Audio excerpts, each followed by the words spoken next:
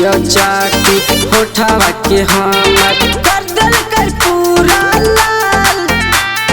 यही नाम से भेलैया चर्चा हो गेलै पूरा बवाल। ए सखी चाटियो चाटी होठवा के हमर कर दिल कर पूरा लाल।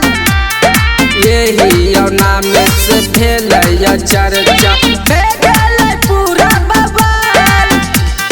भेलै जैसे जवन नतीजा बजलै बाजा जे तले ललकै चुम्मा ये सखी डीजे वाला जे तले ललकै चुम्मा ये सखी डीजे वाला जे।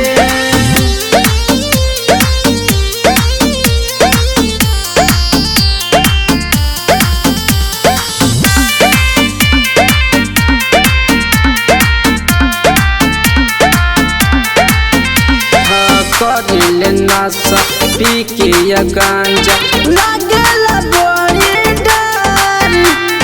सबे बरातियन पी के या टाइट कापेला हमरा के थार। ए सखी करिले नशा पी के या गांजा लागेला बड़ी डर। सबे बरातियन पी के या टाइट कापेला हमरा के थार।